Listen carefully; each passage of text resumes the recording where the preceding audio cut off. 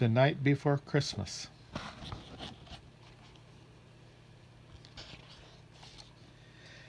'Twas the night before Christmas when all through the house not a creature was stirring, not even a mouse.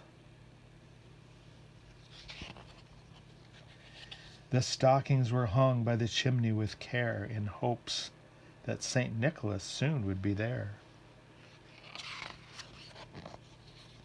The children were nestled all snug in their beds, while visions of sugar plums danced in their heads. And Mama in her kerchief and I in my cap had just settled down for a long winter's nap. When out on the lawn there arose such a clatter, I sprang from the bed to see what was the matter.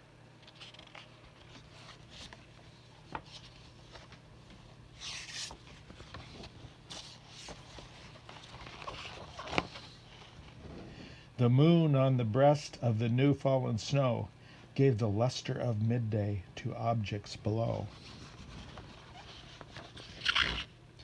When what to my wondering eyes should appear but a miniature sleigh and 8 tiny reindeer.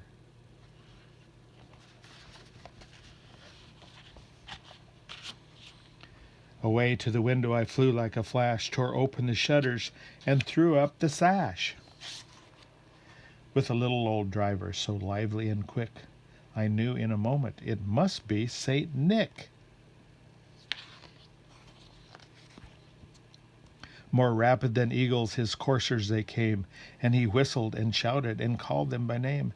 Now Dasher, now Dancer, now Prancer and Vixen, on Comet, on Cupid, on Donder and Blitzen. To the top of the porch, to the top of the wall, now dash away, dash away, dash away all. As dry leaves that before the wild hurricane fly, when they meet with an obstacle, mount to the sky. So up to the housetop the coursers they flew, with the sleigh full of toys, and St. Nicholas too. And then in a twinkling I heard on the roof the prancing and pawing of each little hoof. As I drew in my head and was turning around, down the chimney St. Nicholas came with a bound. He was dressed all in fur from his head to his foot, and his clothes were all tarnished with ashes and soot. A bundle of toys he had flung on his back, and he looked like a peddler just opening his pack. His eyes, how they twinkled, his dimples, how merry, his cheeks were like roses, his nose like a cherry. His droll little mouth was drawn up like a bow, and the beard on his chin was as white as the snow.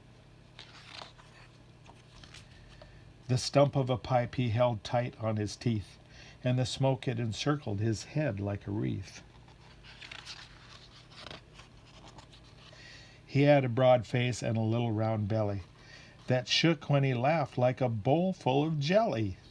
He was chubby and plump, a right jolly old elf, and I laughed when I saw him in spite of myself. A wink of his eye and a twist of his head soon gave me to know I had nothing to dread. He spoke not a word, but went straight to his work, and filled all the stockings, then turned with a jerk, and laying his finger aside of his nose, and giving a nod, up the chimney he rose.